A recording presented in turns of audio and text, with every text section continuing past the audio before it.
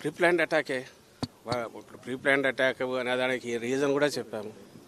ఎందుకు చెప్పామంటే జరిగిన పద్ధతి కానీ ఆ ఫోర్స్ ఎంత ఫోర్స్ఫుల్గా వచ్చింది అనేది కానీ అది ఇద్దరికి తగిలి కూడా అంతే ఫోర్స్ఫుల్గా తగలడం అంటే ఇట్ ఈజ్ నాట్ ఎవరో ఆకతాయి చేసిందో ఊరక గాల్లోకి విసిరిందో ఇచ్చేసిందా కాదనేది అక్కడ క్లియర్గా అర్థమవుతుంది. గురి పెట్టి కొట్టారు. అదృష్టవశాత్తు తప్పింది. మా అదృష్టవశాత్తు అది తప్పింది. అక్కడికి ఈయనకు తగిలి రెండవది వెల్లంపల్లి శ్రీనివాస్ కూడా తగిలింది. ఆయన కన్నుకు తగిలింది నేరుగా. ఆయనకే అంత ఫోర్స్ఫుల్గా తగిలింది అంటే జగన్మోహన్ రెడ్డి గారికి ఇంకా ఎంత గట్టిగా తగిలి ఉంటుంది. అది కొంచెం కింద అయితే ఏమయ్యేది? ఇది మేము ఎక్స్ప్రెస్ చేసింది. మేము ఎక్స్ప్రెస్ చేయడానికి ఒక సాలిడ్ రీజన్ ఉంది.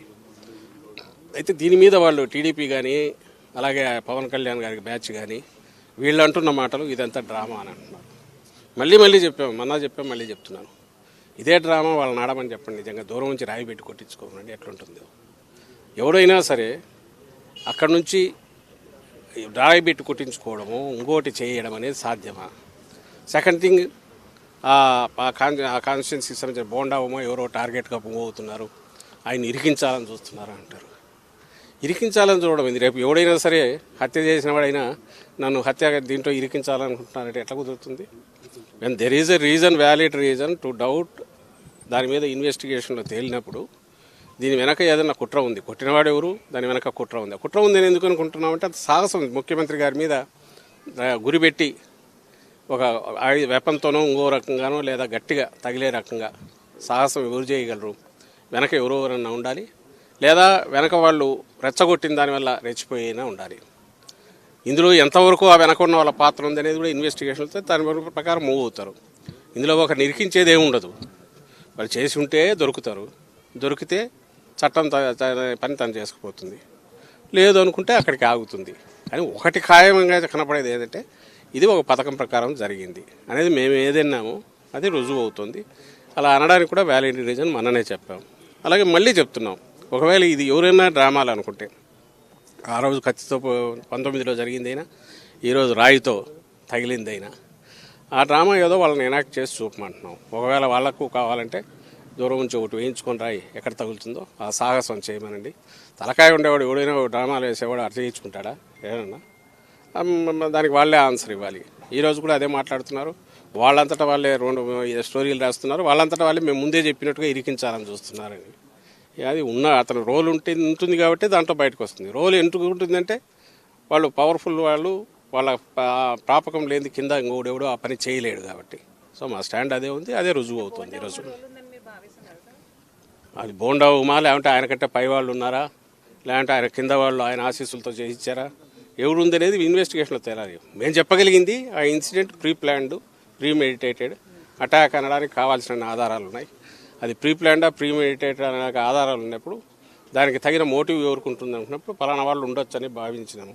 వాళ్ళు కాక ఇంకోరు ఎవరైనా ఉండొచ్చా, అంతకంటే చంద్రబాబు నాయుడు కంటే ఇంకా పైన ఎవరైనా ఉన్నారా, లేదంటే చంద్రబాబు నాయుడు కంటే కింద వాళ్ళు అనుకున్నారా, ఇవన్నీ ఇన్వెస్టిగేషన్లో తేలాల్సినవి. మేము జరిగింది దాడి, అది హత్యాయత్నం. దానికి సంబంధించి ఎవరు బాధ్యులో వాళ్ళు పట్టుకునే ప్రయత్నం చేస్తే బాగుంటుందని కంప్లైంట్ ఇచ్చారు. వాళ్ళు ప్రయత్నం చేస్తున్నారు. ఇప్పుడు అక్కడ ఎవడెవడో బయటకు వచ్చినప్పుడు ప్రతి ఒక్కరిని మీరు ఇరికించాలని చూస్తున్నారంటే అది సాధ్యమైంది. ఎవడైనా తప్పు చేసినాడు నన్ను ఇరికించాలని చూస్తున్నారంటే ఎంత దాంట్లో రేషనల్ ఉంటుందో, హేతుబద్ధత ఉంటుందో, దీనికి అంతే ఉంటుంది. ఏమున్నాయి, మోడల్ కోడ్ అప్లై అవుతుంది అన్నారు. సో ఆ మోడల్ కోడ్ ప్రకారం ఏది అప్లై అయితే అది అవుతుంది, అంతే కదా. మంత్రులకు ఏది అప్లై అయితే క్యాబినెట్ ర్యాంక్ ఉన్న వాళ్ళకి అదే అప్లై అవుతుంది. అది ఏముంటుందో దాని ప్రకారం ఉంటుంది. ఈరోజు ఇప్పుడు వచ్చే నెల జరగబోయే సార్వత్రిక ఎన్నికలకు గాను ఎన్ఆర్ఐ యుఎస్ఏ, స్పెసిఫిక్గా యుఎస్ విభాగానికి చెందిన ఎన్ఆర్ఐ మిత్రులు 13 వెహికల్స్కు, ప్రచార రథాలకు స్పాన్సర్ చేస్తూ మొత్తం తయారు చేయించారు.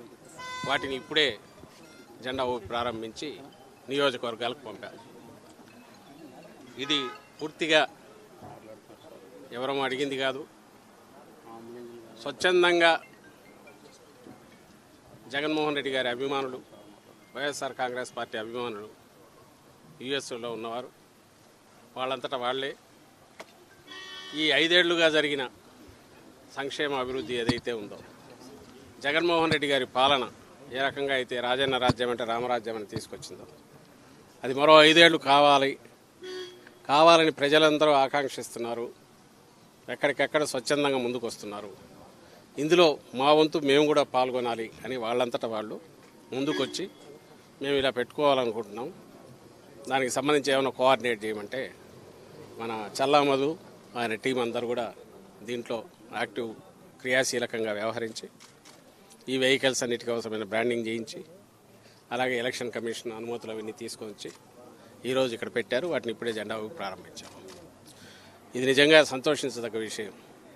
ఎవరికి వాళ్ళు ఇది మా ఇంట్లో పెళ్ళి అన్నట్టు, ఎవరికి వాళ్ళు ఇది మా విజయం, జగనన్న విజయం అంటే మా విజయం అని అనుకొని ఎక్కడెక్కడ ఉన్న వాళ్ళందరూ కూడా వాళ్ళంతా వాళ్ళే ముందుకు రావడం అనేది చాలా సంతోషించదగ్గ విషయం.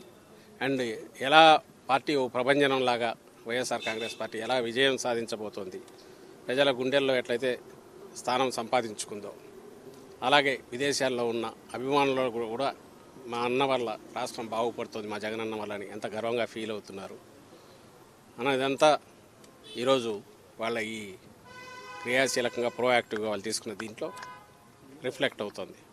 ఇక్కడ అందులో పార్టిసిపేట్ చేసిన వాళ్ళు ఇక్కడ కూడా ఉన్నారు కొంతమంది. ఇందులో ఈ యజ్ఞంలో పార్టిసిపేట్ చేసి స్పాన్సర్ చేస్తున్న వాళ్ళలో కొంతమంది యూఎస్ఏలో ఉన్నట్టున్నారు. వాళ్ళు తమ పేర్లు చెప్పమనట్లేదు, లేదా మాకు ప్రచారం కావాలని వాళ్ళు అడగట్లేదు. మేము జగనన్న చేస్తున్న ఈ యజ్ఞంలో మేము కూడా పార్టిసిపేట్ చేయాలనుకుంటున్నాం. ఈ విజయంలో మా వంతు మేము కృషి చేసినట్టు ఉండాలి, ఇంకా ఎక్కడన్నా ఉంటే చెప్పండి అని కూడా వస్తున్నారు. వాళ్ళందరికీ నా అభినందనలు. అలాగే గత వారం రోజులుగా రెయిన్బోలు పనిచేసి వీటన్నిటిని రెడీ చేసుకున్న ఇక్కడ పార్టీ కార్యకర్తలకు అలాగే ఇక్కడ ఉన్న సభ్యులందరికీ కూడా నేను అభినందనలు తెలియజేస్తున్నా.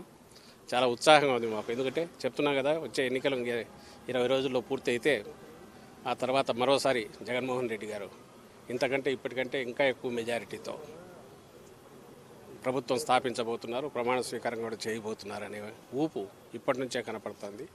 ఈరోజు అభ్యర్థులు అడగలేదు, పార్టీ అడగకుండా వీళ్ళ ముందుకు వచ్చి చేయడంలో అది ఎక్స్ప్రెస్ అవుతుందని చెప్తూ మరోసారి అందరికీ అభినందనలు తెలియజేస్తున్నాను. ముఖ్యంగా వీటిని స్పాన్సర్ చేసిన యూఎస్ఏలో ఉన్న ఎన్ఆర్ఐ మిత్రులందరికీ కూడా అభినందనలు అండ్ కృతజ్ఞతలు కూడా తెలియజేస్తున్నాను.